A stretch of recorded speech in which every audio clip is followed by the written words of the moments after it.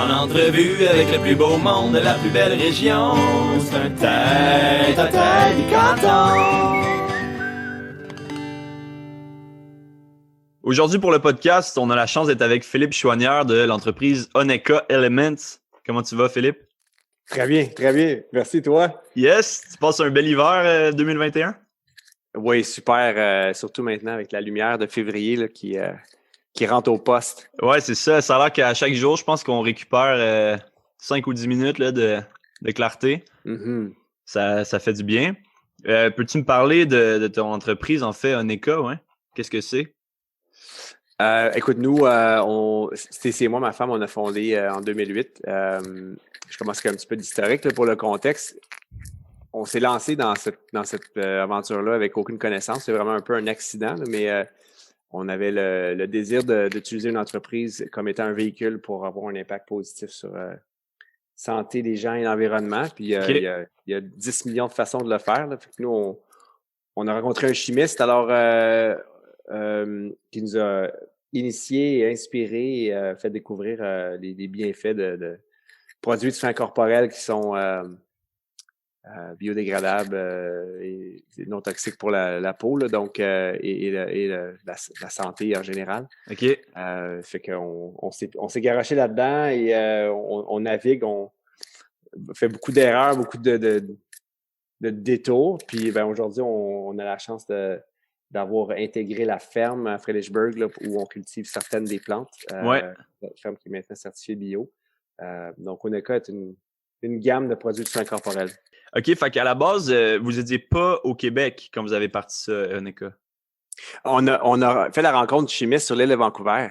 Ah ouais, OK. Ouais. Wow. Dans notre voyage, exploration, aventure, allons à la découverte d'un modèle d'affaires. OK. Et puis, on a rencontré le chimiste qui nous a mis sur ce chemin-là.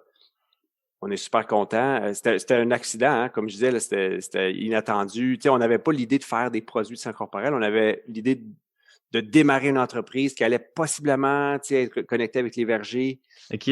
mais qui, au final, notre standard, c'est qu'il allait avoir un impact positif sur l'environnement et la santé. OK.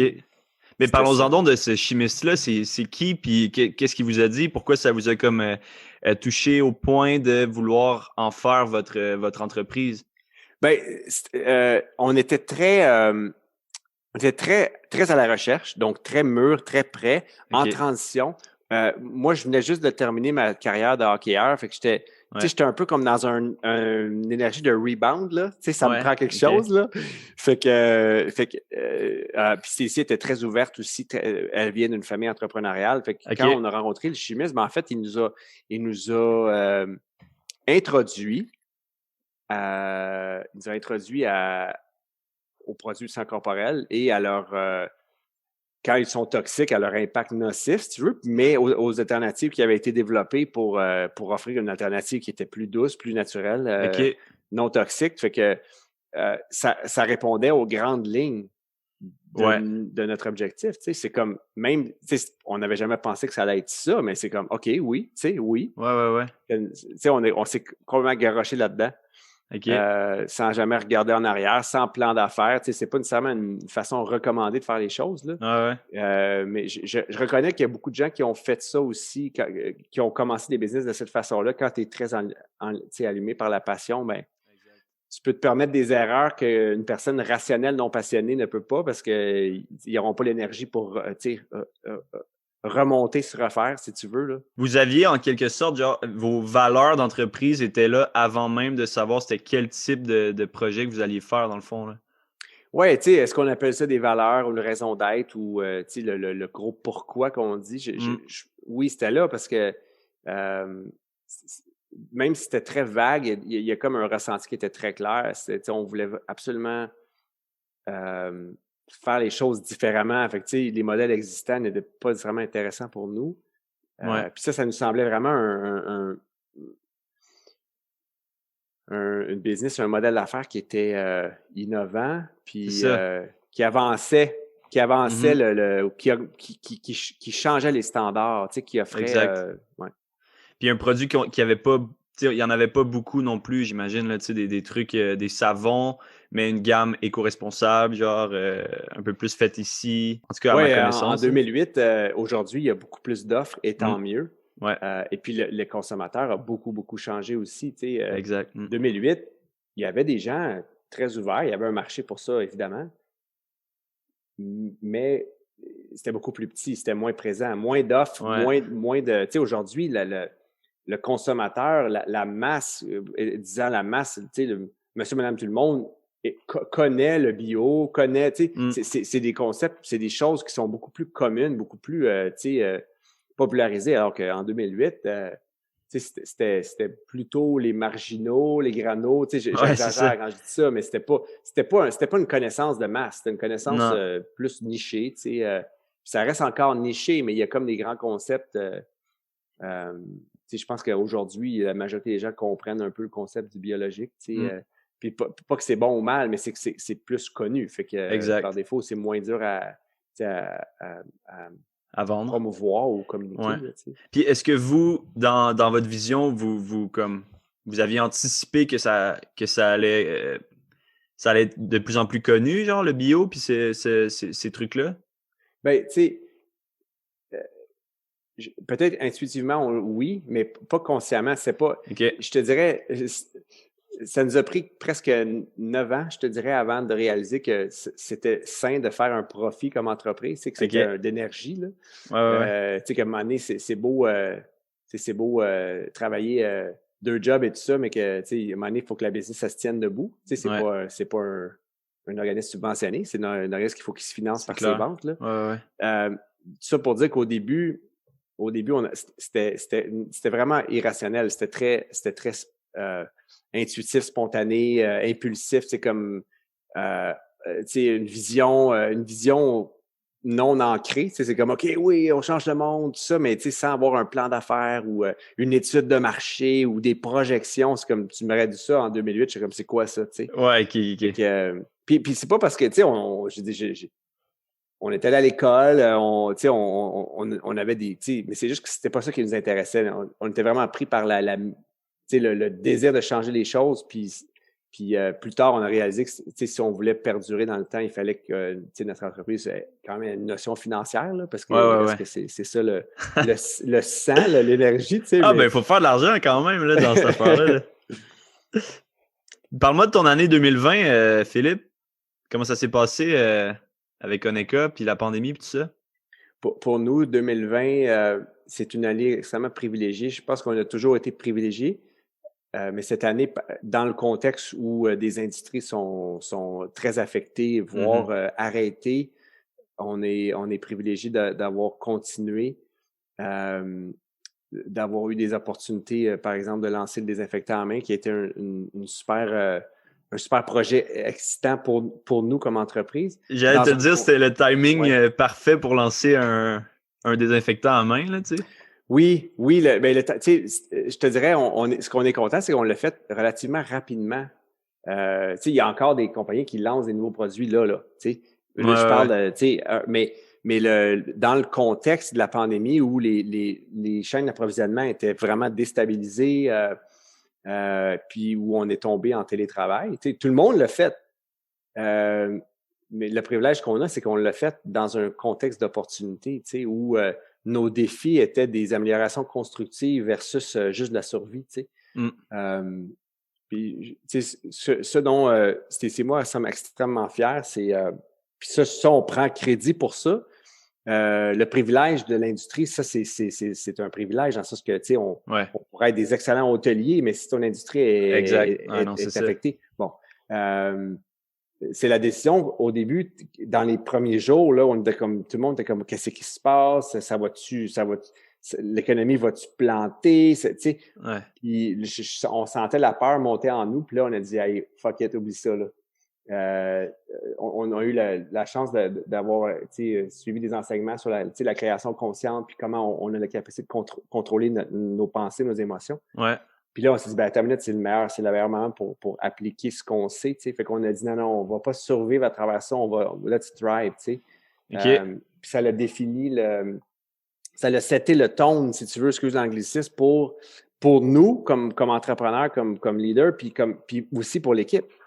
Puis, tu sais, parce qu'à un moment donné, si tes dirigeants sont dans la peur, ben Calvin, là, tu sais, tout le monde disait, OK, là, il faut que vous mettiez à pied votre monde, il faut que vous protégez votre cash flow. Puis là, on était comme, pas nous autres, là. Non, tu sais, dans le sens qu'on notre industrie continue, puis il faut qu'on soit dans un mindset de thriving, tu sais, versus survie. Ça, je te dirais que c'est la chose pour laquelle on prend un crédit, parce que ça a été un choix conscient, puis ça a eu un impact très important au niveau du bien-être, puis de l'interaction à l'intérieur de l'équipe. Oui, puis la motivation aussi, j'imagine. Vraiment. C'est prendre le taureau par les cornes, comme on dit. Il y a un problème, mais on va l'affronter au lieu de se décourager. Mais y a-tu quand même des moments, parce que c'était vraiment pas une année facile, là, même côté business, oui, tout ça, mais côté social aussi, il y a d'autres défis par rapport à ça. Est-ce que tu en as eu toi aussi? C'est sûr, tu sais. Je pense qu'une des choses, deux choses très majeures, c'est le premier, on habite à la campagne. Mm-hmm. On a accès à la ferme, chose qui est un privilège énorme. Dans la nature, il y en a pas de pandémie. Les oiseaux chantent. La pandémie, c'est une réalité humaine. Ouais. Et donc, l'accès, vivre à la campagne, vivre au village, aller à la ferme tous les jours, on n'a jamais passé autant de temps à la ferme que ça. Donc, tu parles de cadeaux. Tu sais, Ouais. Ici, ont été tournés en opportunité. L'autre aspect extrêmement important, c'est le fait qu'on n'écoute pas les nouvelles. OK. Zéro. OK. De façon consciente et intentionnelle. Ouais. On ne sent pas qu'on a le luxe de recevoir toute la peur et la négativité. C'est pas qu'on veut nier la vraie information. Puis la vraie information, on l'a à travers les gens. Ouais. On n'a pas besoin de s'exposer à toute au bombardement de peur puis de lourdeur. Puis alors, on a une empathie profonde pour les gens qui vivent vraiment des choses réellement difficiles. Et en même temps, on n'a pas le luxe de se contaminer par la peur et le message qui est véhiculé par les médias, qui en réalité, c'est beaucoup une question de perception, parce que la majorité des gens sont corrects. Ouais. Donc, c'est qu'on veut comme pas trop faire partie de ce fantôme-là. Oui, il y a une réalité, oui, il y a un virus, oui, c'est correct. Mais quand tu n'es pas dans la peur, ça permet de voir les choses différemment. C'est clair. Je répète, le privilège que nous avons qui fait que notre business est solide, puis on habite à la campagne, fait qu'on est conscient de ce privilège-là. Mais là, pourquoi nous, on irait se mettre dans une situation de peur? C'est vraiment donc les médias, de pas s'exposer aux médias, je parle des médias de masse là, qui tiraient le message constant. C'est comme wow, c'est intense. Mais c'est inspirant ton discours. Puis d'ailleurs, j'ai envie de t'emprunter ce truc-là, de peut-être un peu moins regarder les nouvelles, parce que c'est vrai que c'est assez décourageant. Là, puis aussi, tu viens quasiment blasé d'entendre parler juste de ça aussi. Là. C'est comme bon, y a-tu autre chose qui se passe là, sur la planète? Là, parce qu'il y en a d'autres choses qui se passent justement. Puis oui, je voulais aussi vous donner un petit. Vous levez mon chapeau pour le désinfectant parce que c'est le seul qui sent pas la marde. dans les commerces où je vais dans le coin, là, ou qui, je sais pas, il assèche pas ma peau, là, on dirait que c'est le seul qui a du bon sang, là, pour de vrai. Merci. Écoute, Philippe, t'as grandi dans la région, toi? Oui. Puis après ça, avec ta carrière de hockeyeur, t'as habité un peu partout, je pense. Puis pourquoi avoir décidé de revenir dans le coin? C'est intuitif. C'est un appel. Encore là, c'est pas rationnel, dans le sens que, oui, c'est rationnel, mais c'est je te dirais, mes décisions de vie comme ça, c'est beaucoup avec mon cœur, là, que je le fais, dans le sens que, sans m'en rendre compte, là, je vais où je suis appelé, puis j'adore ma famille, j'adore notre région, j'adore les vergers, j'adore, puis je te dirais, je découvre encore plus mon amour pour la place depuis 1 an parce qu'on est tout le temps ici, puis c'est comme, je m'emmerde pas, je suis comme, hey, c'est trippant, puis découvre la communauté. ben, je redécouvre, je renforce la communauté qui se resserre malgré les impositions de distance. Là. Ouais. Puis c'est là aussi qu'on se rend compte à quel point on voudrait pas habiter dans la ville, tu sais, quand c'est la pandémie, là, genre. Shit. Ah non, j'ai empathie profonde pour les... Ben écoute, il y en a qui sont bien, hein, tu sais, remarque, mais c'est sûr qu'il y a des gens qui aimeraient être en campagne, c'est sûr. Parce que on dirait que la ville, elle perd tout son attrait, là, tu sais, tout son attrait touristique ou comme commercial, il y a comme plus rien qui marche, fait que ça fait comme plus de sens d'habiter là, tant qu'à moi, là. Ouais. Est-ce que tu connais bien la région? La région, oui, je connais bien la région, tu sais, et c'est relatif. Ma blonde, elle a eu l'opportunité de se promener à des places où moi, je suis jamais allé, puis elle vient de l'Ontario, là, tu sais, fait que je veux dire, tout le temps des nouvelles places à découvrir, mais je considère que je connais quand même bien la région, mais tu sais, il y a des gens qui connaissent la région beaucoup mieux que moi, j'en suis sûr, mais tu sais, j'aime ma région, puis tu sais, j'ai fait un peu de vélo, fait que... Mais c'est fou parce qu'il y a toujours des tu sais, ce chemin-là, je suis jamais passé là. C'est comme, aïe, c'est malade, tu sais. Pourtant, c'est à 5 minutes d'ici, tu sais. Fait que... c'est clair. Il y a toujours des petits trésors cachés. Ben, on va faire le petit segment, c'est les meilleures adresses des cantons de l'Est. Les meilleures adresses des cantons de l'Est. Le plus beau village. Ça, c'est un no-brainer, c'est Frédérichburg. Le meilleur restaurant. Écoute, notre go-to... à Frédérichburg, c'est le Deux Clochers parce qu'il est juste à côté. Puis Livano, là, c'est sûr qu'en ce moment, tout est disturbé, là, mais Livano est un très bon resto. Je dois t'avouer qu'on n'est pas des grands avec les enfants là, depuis quelques années. Là. Mais à Denham, Table Fermière, c'est des places qu'on aime aller. Puis on va à Saturne aussi des fois. Mais tu sais, j'ai dit que tu me prends par surprise parce que c'est comme des restaurants, c'est tellement comme loin dans mon esprit, tu sais, avec la pandémie et tout ça. Mais je sais qu'on est hyper gâtés. Là, je réponds pas à ta question, mais on est pas mal gâtés. Ben, quand même. Est-ce que tu bois de la bière? Moi, je bois du cidre. Je suis de la misère avec le gluten, c'est malheureusement. Vrai? Okay. Ça m'écoeure parce que j'adore l'odeur, mais ça passe pas bien. Ah ouais, OK. Ben, le meilleur cidre, dans ce cas-là. Ah ben là, ça c'est pas fair, c'est pas fair. Mon frère, c'est le Chouanière. Ton frère qu'on a eu d'ailleurs au podcast. S'il y avait un truc qui manque dans la région, selon toi, ce serait quoi? Ben, je te dirais, ce qui me vient à l'esprit là c'est peut-être au niveau des maisons, peut-être avoir la possibilité que les gens se construisent des mini-maisons. OK. En respect avec l'architecture puis les valeurs des propriétés. Mais j'ai comme l'impression qu'il y aurait moyen de le faire intelligemment, parce que l'argument que j'entends des fois, c'est que ouais, mais là, tu mets une maison à 100 000 puis celle qui valait 500 en vaut maintenant 400, puis je suis sensible à ça.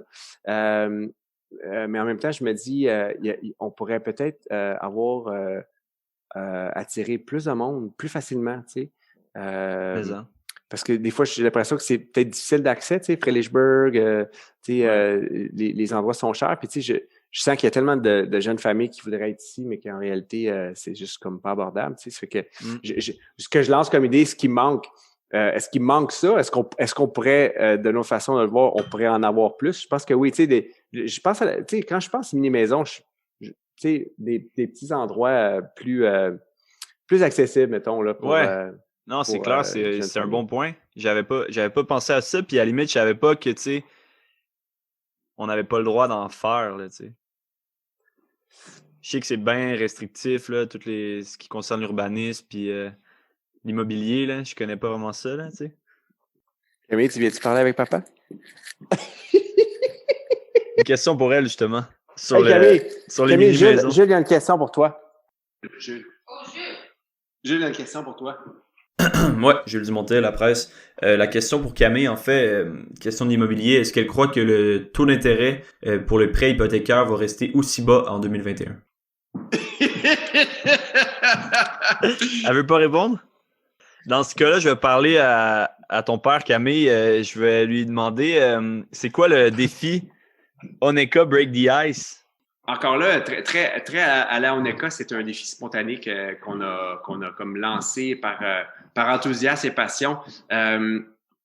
suite à une photo qu'on a postée où je me garochais dans la rivière tout nu, Ouais. il y a eu beaucoup d'enthousiasme, puis l'idée derrière ça, c'était je pratique quotidiennement la baignade à l'eau froide. Okay.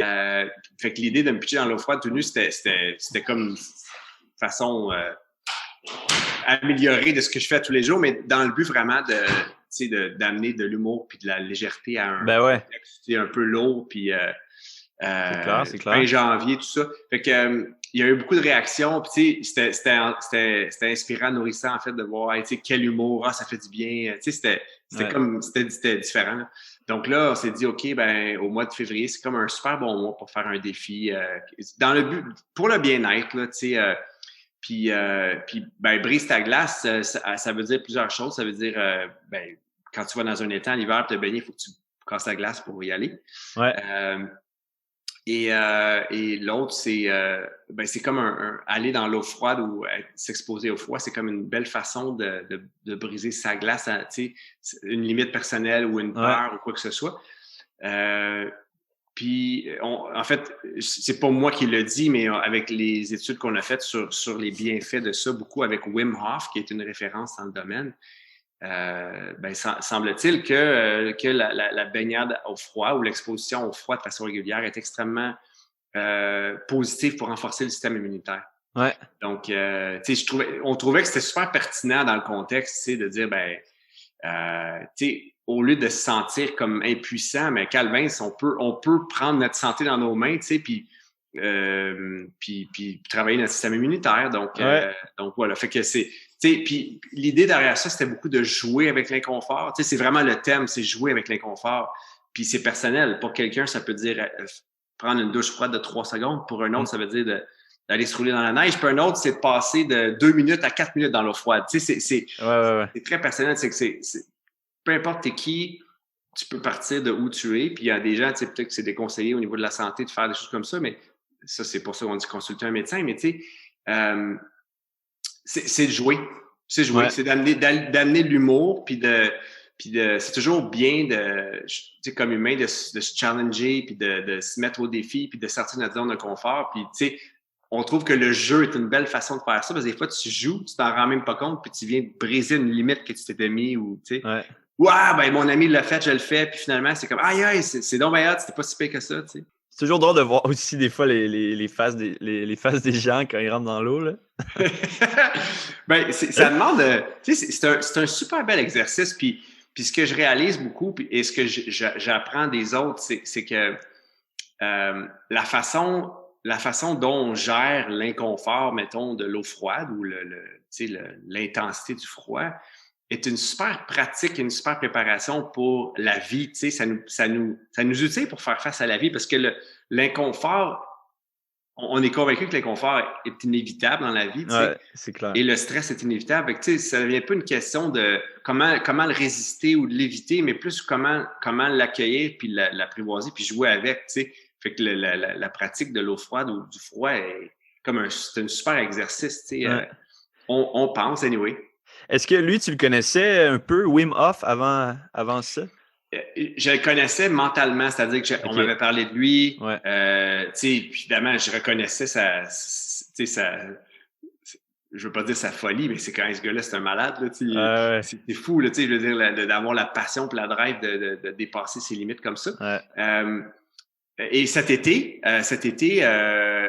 j'ai écouté une vidéo par accident, puis c'est venu me chercher viscéralement. J'ai fait comme, hey, mais c'est incroyable. Donc, depuis le mois d'août, je pratique la respiration tous les jours.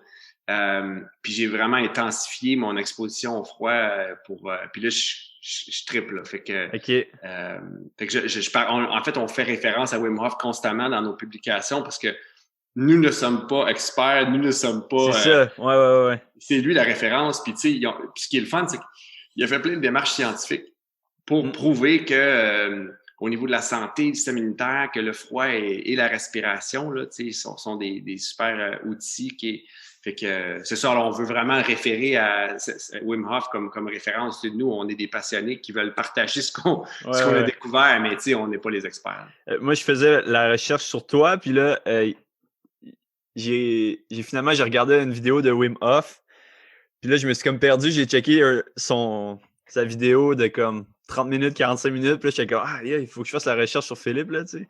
Mais sérieux, c'est incroyable ce qu'il fait, là. Le gars, il se met 2 heures dans la glace sans que son corps il change de température. Il a monté l'Everest presque totalement en short, puis genre en gogoon, genre, où il a fait un marathon dans le désert, pas d'eau.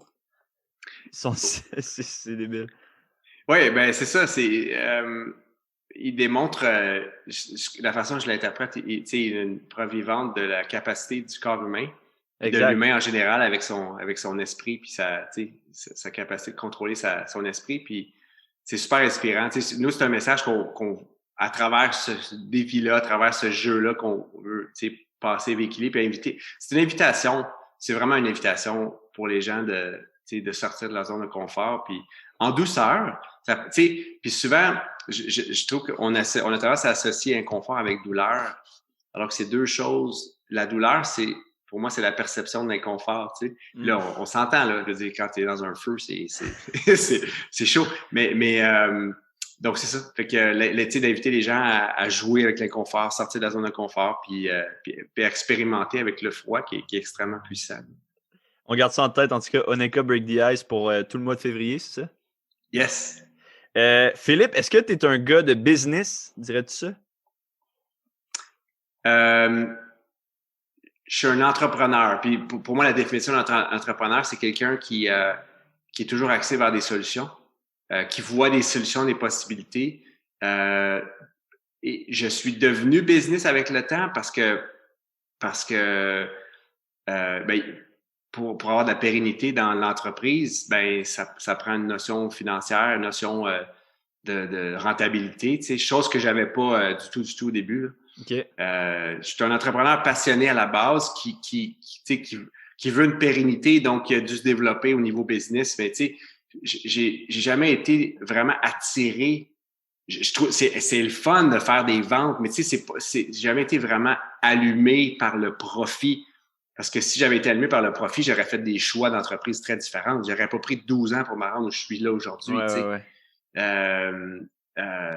Fait que j'ai beaucoup drivé par la passion, mais avec le temps, j'ai réalisé l'importance de la rentabilité de l'entreprise. Donc, pour moi, business veut dire rentabilité. Okay. Alors qu'entrepreneuriat veut dire réalisation, matérialisation, créer des choses. Tu peux être un entrepreneur pauvre, mais je connais pas vraiment de businessmen qui sont businesswomen qui sont pauvres. Ouais, okay, je comprends ce que tu veux dire. Donc, fait que je pense que d'équilibrer entrepreneuriat, créativité, possibilités, solutions, régler des problèmes, puis combiner ça avec un modèle d'affaires qui est sain, là, je pense que c'est une belle combinaison. Qu'est-ce que ça veut dire, Oneka? J'ai oublié de le demander. Oneka vient du langage Mohawk, qui veut dire l'eau.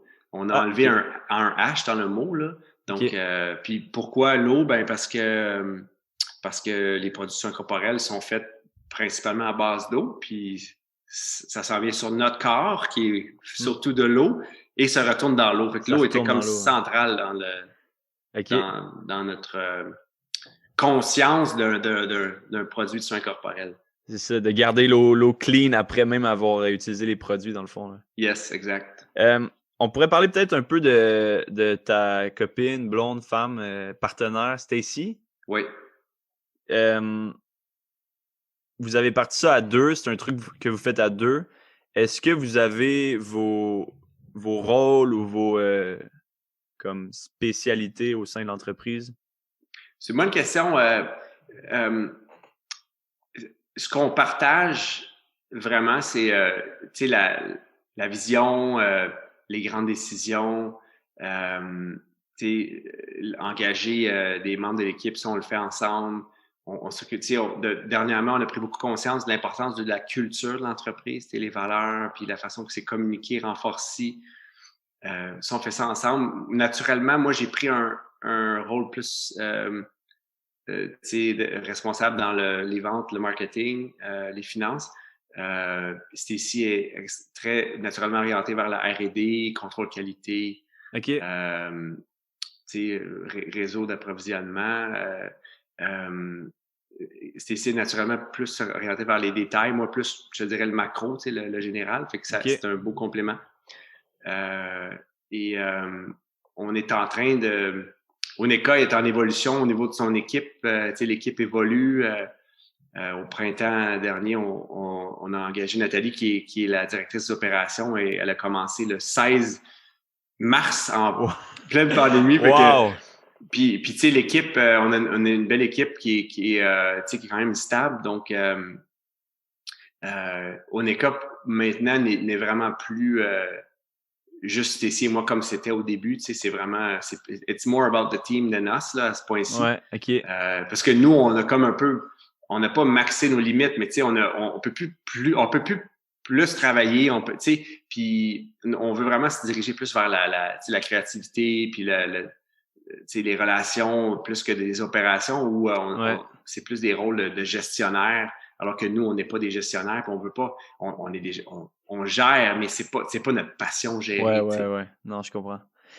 On m'a souvent dit, là, j'ai parlé quand même à quelques entrepreneurs dans ce podcast-là, on m'a souvent dit que c'était un des trucs les plus importants, c'est de bien s'entourer. Est-ce que c'est quelque chose auquel tu peux relate? Depuis 1 an, oui. OK. De façon consciente et intentionnelle, oui. C'est récent le besoin que Stacy et moi on ressent de se dégager des opérations, que ce soit pour être plus présent avec nos filles, parce que avoir une entreprise, c'est pas comme avoir un travail où à 4 heures ou à 5 heures, tu sacs ton camp puis ta job est finie. Tu es tout le temps en train de penser à quelque chose, ou je veux dire, on s'en rend pas compte, mais fait qu'à un moment donné, je me dis, ben si je vais penser à quelque chose, j'aime mieux penser à quelque chose qui m'anime. Fait que les opérations, ça m'anime pas. Fait que pour revenir à ta question, l'importance de bien s'entourer, on la ressent de plus en plus. Puis je te dirais depuis 1 an, là, parce qu'avant ça, on avait une équipe, c'était cool, puis on opérait, puis là, c'est comme, regarde, ça fait 12 ans que je fais ça, je suis comme, j'aurais le goût d'avoir des meilleures personnes que moi dans ces rôles-là. Puis Stacy aussi, là, elle dit la même chose. Puis pour qu'on puisse plus se focusser sur nos forces vraiment de créativité, puis de création de produits, puis de développement de marché, faire des collaborations, alors que c'est ça. Alors qu'il y a des gens qui sont meilleurs que nous pour gérer le quotidien et les opérations. Est-ce qu'il y a un truc qui revient si je te dis, parce que tu l'as dit et redit, ça fait 12 ans que vous travaillez pour votre entreprise Oneka. Est-ce qu'il y a quelque chose qui te rend vraiment, vraiment fier, plus qu'un autre, mettons? Ben, c'est sûr qu'on ne serait pas ici si on n'était pas ensemble. C'était ici et moi. Ouais. Je ne sais pas si fierté, c'est le bon mot. Satisfaction, qu'on soit ici maintenant, qu'on est, dans le fond, we beat the odds dans un sens, parce que tous les professeurs en business te diraient, ça te prend un plan d'affaires. Puis on a fait ça de façon intuitive, spontanée, non structurée. Puis, fait que ce que je suis fier, je dirais, c'est probablement le fait qu'on soit ici en ayant été nous-mêmes, ce qui veut dire qu'on a fait un shitload d'erreurs. Puis je suis pas nécessairement fier de ça, mais en même temps, on a beaucoup appris. Mais c'est qu'on a été nous-mêmes. On a été peut-être épais des fois parce qu'on a fait des erreurs qui auraient pu être facilement évitées en ayant, je sais pas moi, écouté des gens, ou peut-être l'avoir fait plus structuré ou plus rationnel. Mais je suis fier d'être ici aujourd'hui avec tous les bagages d'erreurs, donc d'apprentissage qu'on a fait, et d'être avec Stacy là-dedans. C'est quand même particulier de bâtir une entreprise avec ta femme. Puis, c'est clair. Puis là, on a 2 petites filles. Fait que c'est comme une aventure familiale qui a été faite under our terms. Dans le sens, on l'a fait à notre façon. Puis ça, je trouve ça vraiment le fun. C'est pas un chemin qui est facile, mais c'est un chemin qui est extrêmement valorisant. On vit un peu notre rêve, dans le fond. Là, on est à la campagne. On est à Fredericksburg, puis on bâtit notre business ici. Là, c'est comme... C'est très cool. Ben, tu sais, c'est un privilège. Puis je te dirais, ce de quoi je suis le plus fier, c'est le fait qu'on reconnaisse notre privilège. Parce que tu peux être gâté pourri, puis si tu le sais pas, tu penses que t'as rien, tu sais. Exact. Non, c'est clair. C'est clair. Est-ce que ça t'arrive justement de regarder en arrière puis d'être comme aïe, aïe, on l'a fait, là, tu sais? Pas vraiment. C'est-à-dire, on est tellement focusé sur tout ce qu'il y a à faire que j'ai la difficulté à vraiment regarder en arrière en disant « Wow, we did it ». Mais par contre, j'apprécie beaucoup de gratitude pour ce qu'on a, tu sais, là où on est, tu sais, les gens qui nous entourent.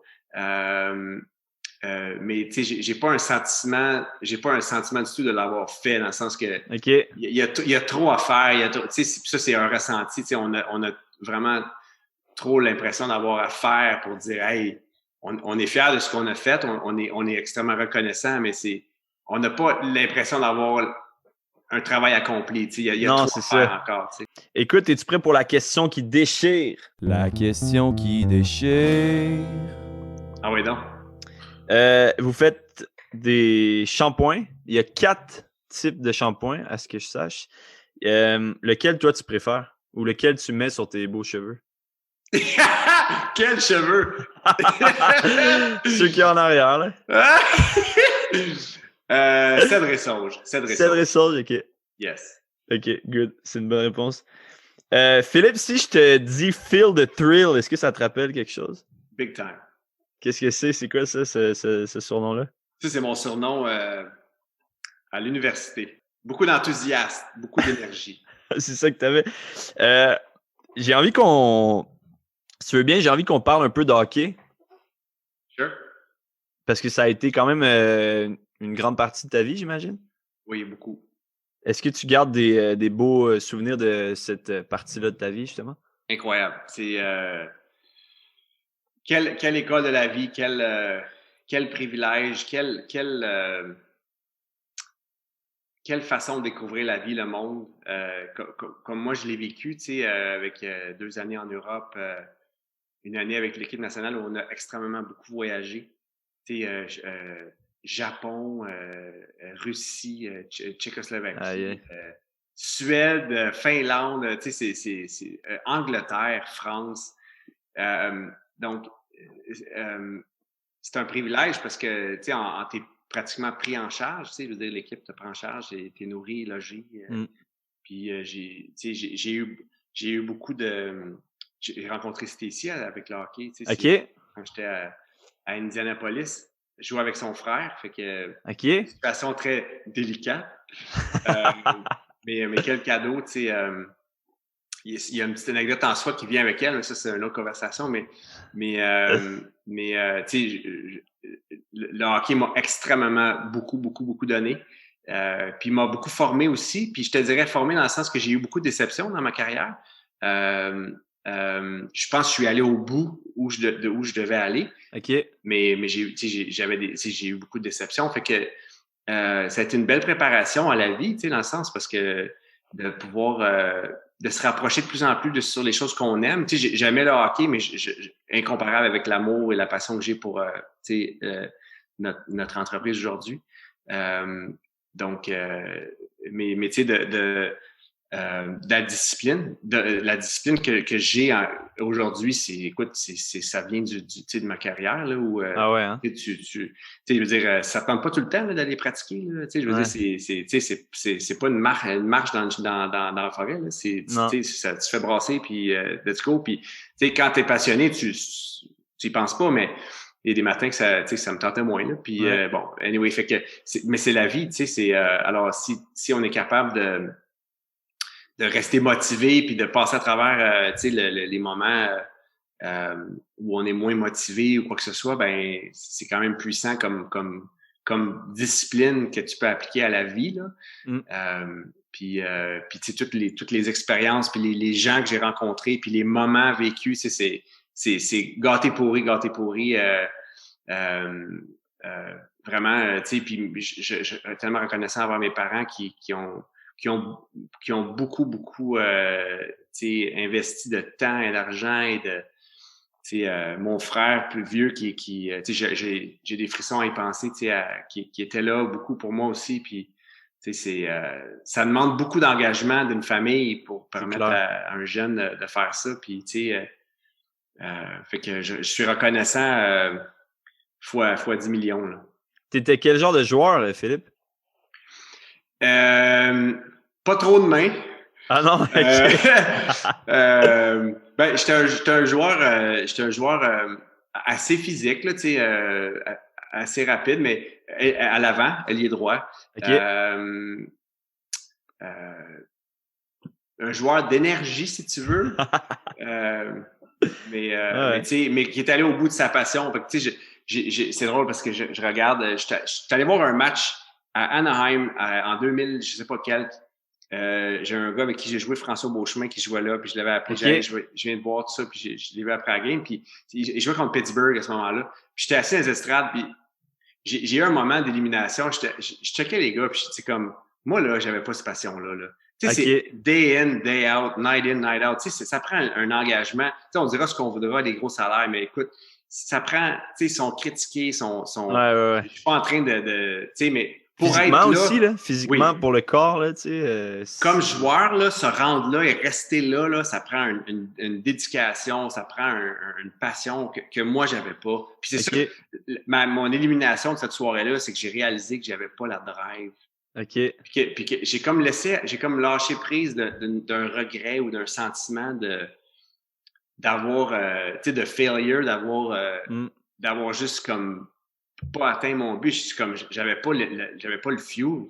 Mais c'est une façon de voir les choses parce que tu étais quand même dans le 1% de, tu sais, t'as joué professionnel au hockey. Tu as gagné ta vie en jouant au hockey quand même. J'ai joué dans les ligues mineures. Mon point en termes de regret, c'est que, tu sais, quand j'avais 16, 17 ans, 18 ans, j'étais un prospect pour la Ligue nationale. Alors, le but à ce moment-là, c'est de jouer dans la Ligue nationale.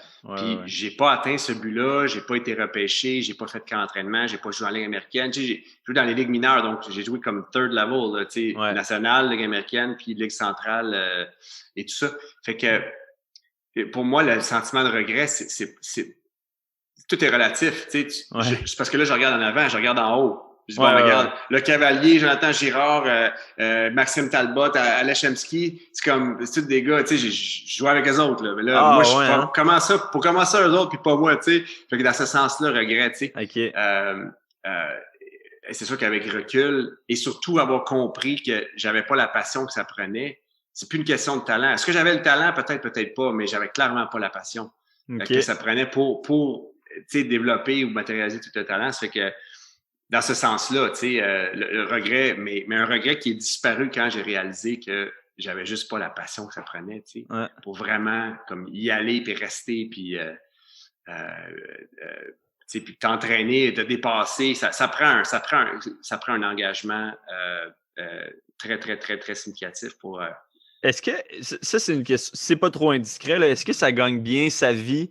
Un hockeyeur professionnel, mais qui joue justement dans les ligues mineures? Non. Ben non, c'est pas, tu bâtis pas ta retraite avec ça, là. OK. Tu payes ta bière, puis ton cinéma, puis tu sais, non, mais c'est plus, pour moi, je le vois comme, dans mon cas, c'était comme, je finançais mes expériences, je finançais mes aventures, je finançais, tu sais, c'est de la richesse quand tu sais, avec un regard, d'habiter à Amarillo, Texas, avec ma blonde, c'est comme, c'est une expérience. Le hockey m'a amené là, mais c'est une expérience de vie. Fait que je voyais comme si le salaire qu'on faisait, c'était mon financement pour vivre cette expérience-là.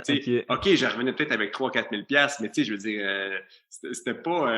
c'est pas grave parce que dans un sens, tes dépenses, ton appartement est payé, puis quand tu voyages avec l'équipe, c'est payé, donc c'est pas un gros coût de la vie, mais c'est sûr que je devais travailler l'été, là, fait que financièrement, c'est pas du tout... en tout cas, dans mon cas, il y a des joueurs qui pouvaient faire des salaires plus intéressants.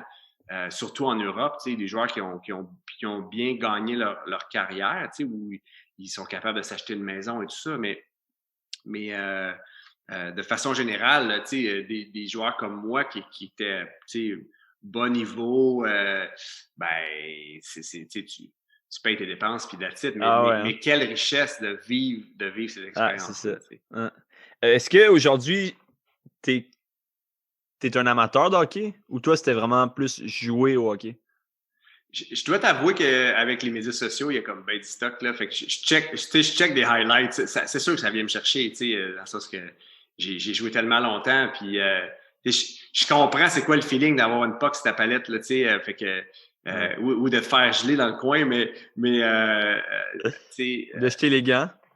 Ouais, ben, pas beaucoup dans mon cas, mais tu sais, je comprends, mais je sais pas une référence là-dedans. En faisant la recherche sur toi, hockey, j'ai vu, il y avait une seule vidéo sur YouTube, c'était toi qui se bat avec un autre gars, genre. Mais voyons là! Je te jure, tu vas voir ça. Ah ben, je savais pas. En tout cas, c'est bien drôle. Je pense que c'est justement avec les Indianapolis. OK. Je sais pas quel. Mais ce que je voulais dire, c'est est-ce que t'es pas du genre t'es pas hockeyeur de salon, là. T'écoutes pas toutes les games, pis t'as pas ton chandail, pis ton... Ben, tu sais, à la maison, on n'a pas le câble, là. Okay. Puis c'est intentionnel, je t'avoue que c'est cool. Tu sais, on a YouTube et tout ça, là, mais dans les playoffs, je t'avoue que ça vient me chercher, là. Je check pas mal les highlights le lendemain toutes les fois, mais je suis pas régulier, là, tu sais. Okay. Est-ce que... Bon, c'est-tu parce que j'ai deux petites filles? Tu sais, j'ai un intérêt, c'est juste que je fais pas la place pour vraiment comme être un amateur. À temps plein. Exact. J'ai une question du public, justement, qui vient de mon ami Justin Keiling. T'as name drop une couple de gars. Lui, il se demandait c'est qui le meilleur joueur que toi, t'as affronté dans ta carrière, selon toi? T'es affronté ou joué avec? Ben, je vais dire ce qui m'a impressionné. Quand j'ai joué pour les Olympiques de Hull, quand j'avais 20 ans, il y a une recrue, Aleš Hemsky, qui était arrivé à l'âge... Lui, il avait 17 ans. OK. Et la différence entre 17 et 20 ans, c'est quand même assez important. Ah, c'est clair. La différence entre 22 et 24 ou 22 et 26, c'est... Ouais. Mais 17 puis 20 ans, tu sais, dans ton développement d'humain, puis il est arrivé, puis je pense qu'il avait fait comme 100 points. Est-ce que c'est le meilleur joueur avec qui j'ai joué?